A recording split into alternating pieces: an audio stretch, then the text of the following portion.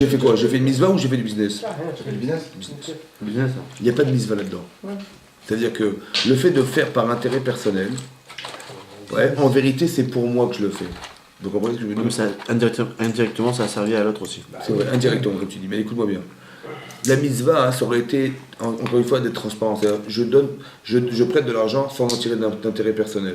Comme si que de pouvoir, de faire des... Écoutez-moi bien, par extrapolation, quand tu fais quelque chose duquel tu tires un plaisir ou tu tires un profit, ouais, en vérité, tu fais pas pour, tu fais pour toi. Ouais. Vous comprenez? Par réflexion. Tu fais, en vérité, c'est que pour toi. Oui, tu as enfermé la mitzvah dans l'intérêt que tu dégages. Par exemple, je vous donne un exemple très simple. Un type vient faire une Seudat Shabbat. Ça va? Une Seudat Shabbat, tu l'as fait merveilleuse. Ouais, tu l'as fait la plus belle possible, la plus bonne possible.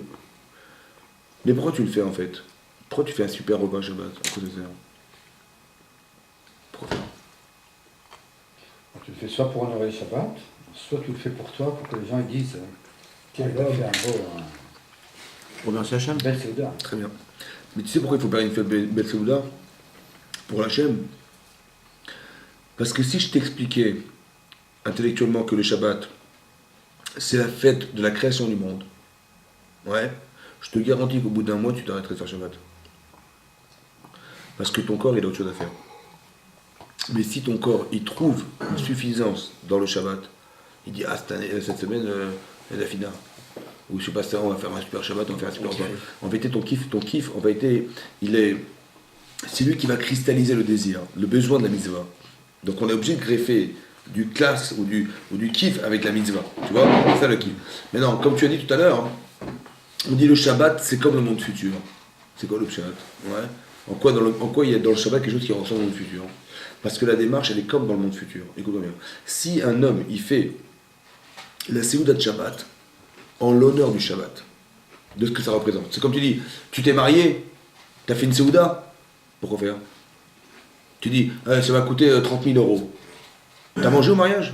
Non. T'as pas mangé. Ouais, t'as pas dit genre, hey, je vous en prie, allez danser, attends, j'ai payé 30 000 euros, je vous en prie. Laissez-moi avec ma femme, 5 minutes, on mange ensemble. Ouais. Non, même pas, t'as même pas mangé, quoi, carrément. Donc t'as mis 30 000 euros pour les autres, quoi. Mais qu'est-ce que tu as dit? Attends, j'ai mis 30 000 euros pour les gens, mais je suis malade, quoi. J'aurais mis 30 000 euros, je me serais payé un appartement, j'aurais mis un apport, je sais pas, j'aurais fait quelque chose avec. Ça a duré 4 heures, j'ai mis 30 000 euros, mais je suis fou, quoi. Mais en vérité, c'est quoi le pshat? C'est que tu as fait la Séouda en l'honneur du mariage. Ça veut dire, le mariage est tellement valorisant pour toi, c'est une telle valeur en fait, que tu vas cristalliser physiquement quelque chose qui est une valeur. Donc tu vas utiliser la matière en l'honneur de quelque chose, pas pour toi. Ce principe-là, on l'a trouvé dans le Shabbat. C'est ça l'Olam Haba, vous avez compris ou pas? Si je fais quelque chose qui n'a que de ressort que pour moi, la mitzvah c'est un retour vers moi, il est où l'Olam Haba dans l'histoire? Il va pas. Par contre, si j'utilise la matière pour quelque chose, en vérité, ma volonté n'a pas de limite. L'acte, il a une limite, mais il va pour l'au-delà. Donc j'ai gagné. Vous avez compris quoi? J'ai utilisé la matière, j'ai mes kadèches, tout quoi. Ma personne, ma volonté, mon désir, mon acte et ce qu'il y avait avec. C'est extraordinaire, j'ai tout réalisé. Je reviens à ton prêt de 1 000 euros, 10 000 euros et en gagnant 1 000. Si tu te mets de l'autre côté du miroir, est-ce que en ayant prêté cet argent, tu n'as pas permis à quelqu'un d'autre peut-être de s'enrichir? Mais il te dira merci. Il te dira merci 1000 fois, écoute, il te dira, mais bien sûr je suis prêt à payer 100 euros pour avoir 1000 euros, mais bien sûr je les paye. Je suis prêt à payer 10 000 euros, je suis prêt à payer 1000 euros pour avoir 10 000 euros. Badaï, celui qui va recevoir l'argent, il est super content. Tu vois, il va accepter 1000 fois. Mais celui qui a donné, en vérité, il n'est pas dans la mitzvah. C'est ça que je t'explique. Non, mais justement, est-ce que même s'il n'est pas dans la mitzvah au départ, est-ce que les mitzvot que l'autre a pu faire grâce à lui, oui, n'est pas redevable? Oui, bien sûr, mais on parle pas de ça maintenant. On parle pas de ça, on parle. Tu es un vecteur d'Akadosh Baruch Hu. Attends, Hachem quand il donne. Voilà. Tu dis, tu vas remplacer Hachem, c'est énorme, ouais, en vérité. C'est ça que tu fais. Mais dès l'instant où tu le fais un peu pour toi, tu n'as pas laissé la place pour Hachem. Mais c'est très. Attends, écoutez, regardez, vous donnez un exemple, vous allez comprendre. Écoutez, mais un S'il fait exemple. du business avec ce que je lui prête. Attends, hein? S'il fait du business avec ce que je lui prête. Alors? Il gagne de la oseille. C'est pas normal que j'en gagne moi aussi? Je lui ai prêté. Mais pas de cet argent. Je lui dis voilà, tu veux monter une boîte, je te prête 10 000 euros. J'ai compris. Mais c'est pareil. Ça veut dire que le. Il a monté, il a cartonné. Est-ce que j'ai le droit de prendre des. Non, c'est ça. À moins que tu fasses un business avec lui, mais c'est du business, c'est pas. Non, je lui prête. Après, je t'expliquerai, c'est un peu compliqué la fraude. Mais ça, je ne vais pas rentrer là-dedans parce que c'est pas ce que c'est. Mais écoutez-moi bien, un exemple très simple, vous allez comprendre. D'un investissement personnel dans la mitzvah et du retour vers soi. On a vu dans la paracha de Vaïgash, c'est marqué dans la paracha de Vaïgash, c'est marqué que lorsque Yaakov Avinu a su que Yosef était vivant, ouais, c'est marqué qu'il est parti en Égypte. Ça va? Et lorsque Yosef a su que son père arrivait, ouais, il a préparé sa monture. Vous vous rappelez de ce passage? Oui, c'est marqué là-bas, hein. Il a préparé sa monture, oui, et il a été à la rencontre de son père. Yosef. Voilà. Il faut juste retourner le passage. Bon, je n'ai pas le temps de rechercher, mais c'est marqué comme ça. C'est-à-dire qu'il il a préparé Yosef sa monture, ouais. Il est marqué Vaïarot Likrat Aviv, il a couru vers son père, oui, et après il est marqué Vaïra Elav. Il s'est montré à lui. Ouais. Et après il est marqué Vaïchabek, et après il est marqué il est tombé dans son cou, il l'a embrassé, il a enlacé, etc. son père. Ça va? Rachid dit Vaïra Elav. Il dit Rachid Nira Elaviv. Rachid. Yosef Nira Elaviv. C'est Yosef qui s'est montré à son père. Comme si Rachid, l'intérêt qu'il avait Rachid de parler, c'était de dire de qui il s'agissait dans le verset. Vaïra Elav, il s'est montré à lui, on ne sait pas qui. Rachid dit oh Yosef. Bon, le problème c'est que c'est marqué dans le passouk que Yosef il a préparé sa monture, il a couru vers son père, il s'est montré à lui. Donc a priori le sujet de la phrase c'est Yosef. Oui ou non? Donc c'est évident que Vaïra Elav c'était Yosef. Pourquoi Rachid a besoin de dire que c'était Yosef? Ça va? Ok. Ensuite c'est marqué Amour Chazal, on dit les Chachamim dit Rashi que qu'est-ce que faisait Yaakov Avinu à ce moment-là? Ouais, qu'est-ce que faisait Yaakov Avinu à ce moment-là? Il a marqué, il a préparé sa monture. Qu'est-ce que vous avez pas? Il est en train de faire le Kriyat Shema. Ouais. Il disait le Kriyat Shema. Voilà. C'est marqué Vaïesov Yosef Merkavto. Donc Yosef il a préparé sa monture. Vaïal Likrat Aviv. Il est monté en direction de son père. Goshna en ville de Goshen. Vaïra Elav. Il s'est montré à lui. Vaïpol al Tzavarav. Il est tombé sur ses coups. Vaïev qu'il a pleuré. Al Tzavarav Od. Il a pleuré encore sur le cou de son père. Ça va? Rachid dit Ira Elav. C'est Yosef, il s'est montré à son père, et il dit, Amour Chazal, on dit les Chachamim, que qu'est-ce que faisait Yaakov à ce moment-là? Qu'est-ce qu'il faisait Yaakov à ce moment-là? Il faisait Kriyat Shema. C'est pour ça, c'est entendu, pourquoi? Parce que la question c'est, mais pourquoi Yaakov il n'est pas tombé sur le coup de son fils? On dit parce qu'il faisait Kriyat Shema à ce moment-là, il ne pouvait pas bouger, donc il faisait Kriyat Shema. Ça va? Non. D'où les Chazal, ils ont su qu'ils faisaient Kriyat Shema. Peut-être qu'ils faisaient la Mida, je sais pas moi. Pourquoi c'est d'Afka le Kriyat Shema? C'est bizarre, non? Pourquoi ils ont dit les Chachamim, on beaucoup Chachamim? Mais d'où ils ont vu? C'est rien marqué dans le passouk. Tu dis, qu'est-ce que faisait Yaakov Avinu? Ils écrivent sur d'où ils ont su? Il n'y a rien marqué, il n'y a aucune allusion dans le verset. Ça va? Et pourquoi Rachid nous dit, Vaïpol al Tzavarav, que c'est lui qui tombe, c'est lui Vaïra là qui s'est montré, c'est lui qui s'est montré, c'est Yosef, il se montre à son père. Ouais? On a compris que c'était Yosef, c'est marqué, Yosef, il a préparé sa monture, on avait compris. Alors là-bas, il y a le Rav Chaim Shmulevitz, qui était le Rosh Shiva de Mir, il explique comme ça. À partir de la misère de Ribit, là, je vous ai dit la misère de Ribit, on a dit comme ça. La gravité dans la misva de prêter de l'argent, ouais, c'est de prêter avec intérêt. Pourquoi? Parce que d'un côté, j'ai l'occasion de faire une misva extraordinaire. D'accord? Et le problème, c'est que quelque part, je vais entamer dans la mitzvah. Je vais tirer un intérêt personnel. Vous comprenez? Je dis, voilà, je te donne 10 000, allez, rends-moi 1000. Pas grave, ouais. D'un côté, c'est logique, parce que il dit, attends, déjà, cet argent, c'est 10 000 euros, je t'ai prêt pour un an. Mais moi, 10 000 euros pour un an, je sais quoi faire avec. Or, cet argent, il dort chez toi. Ouais, j'ai pas envie de perdre l'argent. Donc, j'ai un grand intérêt de récupérer au moins ce que je pourrais gagner. Donc, je te donne, demande-moi là, 3%, 5%. Ça va? Ça, c'est le du Gabit. Et d'un autre côté, qu'est-ce que j'ai fait? J'ai fait un acte de misva. J'ai entamé dedans. En vérité, j'ai déformé la misva. J'ai dénaturé la misva. J'en ai fait du business. Ok. Donc, on te dit, surtout, ne donne pas dans l'intérêt de récupérer. N'entame pas dans la misva. Ok? Ça va? C'est le principe de Rivit. Dans la vie, comment ça marche? Ah, écoutez bien. Je me mets dans la peau de Yosef. Voilà, moi je suis Yosef, on est tous Yosef, ça va? Maintenant, mon père, ça fait 22 ans que je ne l'ai pas vu. D'accord? Il est parti à 17 ans, et son père, il arrive parce qu'il a 39 ans. Ça fait 22 ans. Maintenant, d'un côté, Yosef, ça fait 22 ans qu'il n'a pas vu son père. Très envie de voir son père. D'un autre côté, c'est Yosef, c'est le fils de Yaakov Avinu. Ça va? Donc, étant le fils de Yaakov Avinu, il dit, mais mon père, ça fait 22 ans qu'il ne m'a pas vu. Ma mitzvah de Kibud Avaim, ça serait quoi, à votre avis? J'ai une mitzvah de Kibud Avaim, mon père il va me voir. J'ai une mitzvah de Kibud Avaim. La mitzvah qui m'incombe, c'est quoi? Qu'est-ce qui ferait plaisir à mon père? Eh bien, c'est de me voir. Donc ma mitzvah à moi, c'est de me montrer. Ça va ou pas? Mais le problème, c'est quoi? C'est que d'un côté, ma mise va à moi, c'est de me montrer à mon père. C'est vrai ou pas? Mais d'un autre côté, je vais peut-être faire rivite, ça veut dire que je vais jouir de voir mon père quand je vais faire la mise de me montrer. Est-ce que je ne vais pas entamer dans la misva? Je vais tirer l'intérêt énorme, c'est de le voir, de jouir de le voir.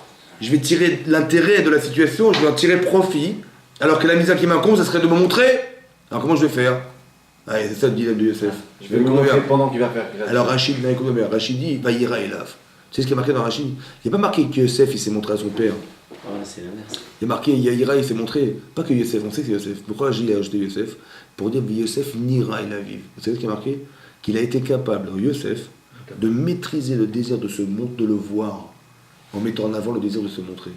Maître de ses émotions. Vaïra et lave.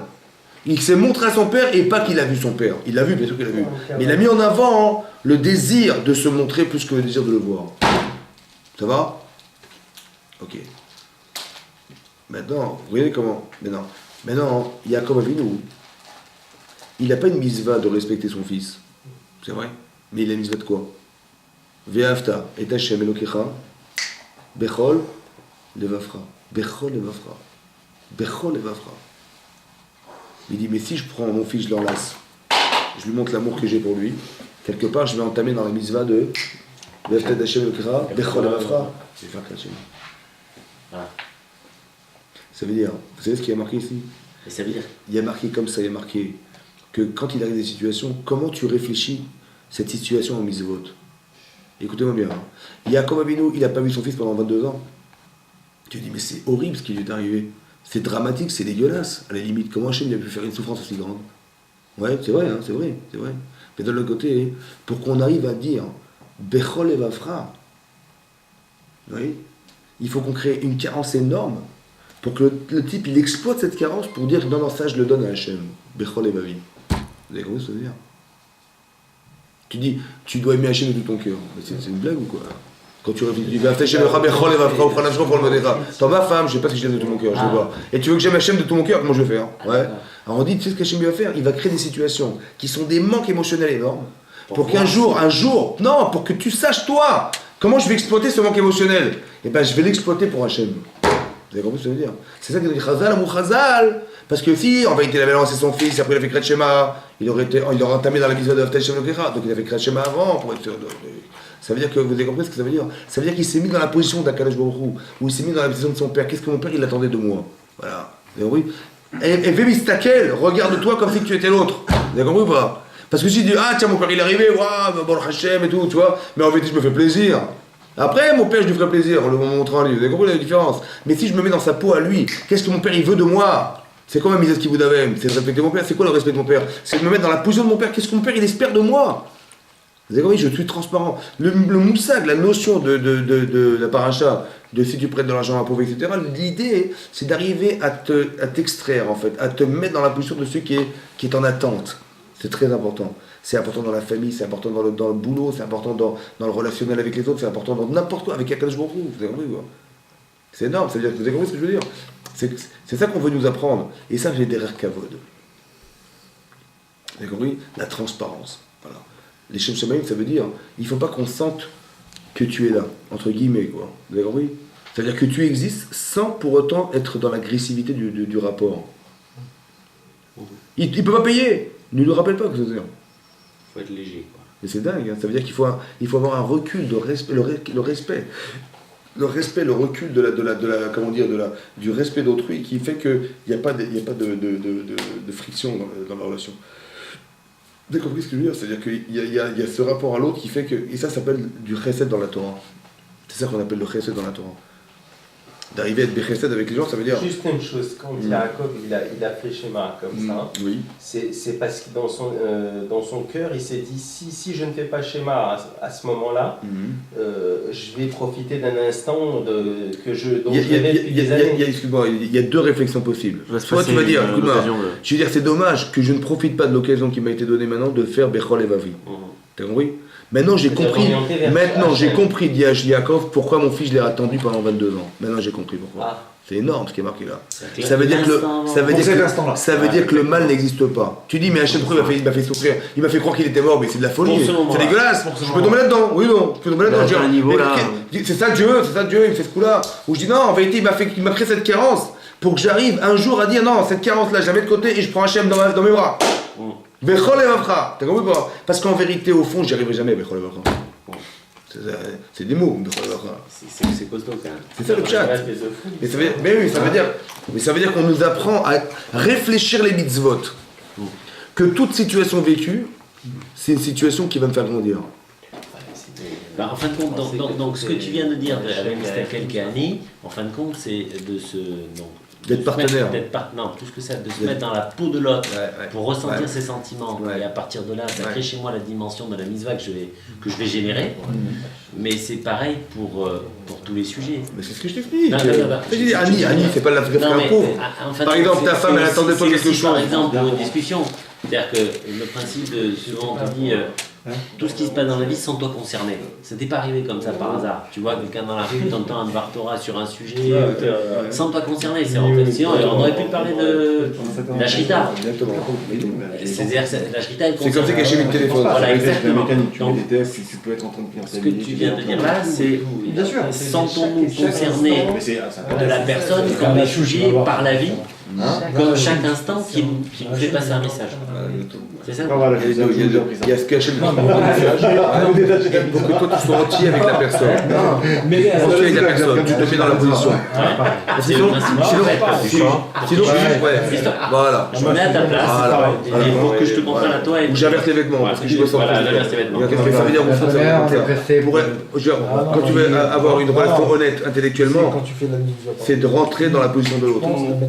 Quand je dis tu comprends ce que je ressens. Et alors, Quand je dis tu comprends ce que je ressens, en vérité je te demande de ressentir ce que je suis. en fait, c'est ce que tu dis quand Bien sûr, en faisant un mitzvah, je règle mon compte en fin de compte. Mais je lui règle pas son compte. Je règle chez moi, genre je me dis, c'est chez moi, il est plus ça passe, ça angoisse. Je l'ai vu, c'est ça, je le verrai. Mais je vais pas régler son problème. Parce que je me suis pas mis à sa place. Donc la mitzvah, je l'ai, mais au lieu d'avoir 10, j'ai un. Tu vois, mais attends, Alors que si tu te mets dans cette position, tu es entier avec la personne. Ça, c'est Mais très mais c'est comme ça qu'on doit réfléchir. C'est comme ça qu'il faut réfléchir. Imagine surtout, qu'est-ce que ça peut être pour une mitzvah récurrente. Comment c'est Ah compliqué. oui, c'est sûr. Hein, encore là, on parle d'une mitzvah occasionnelle. Bon, reste pas chez toi, machin. Mais en fait,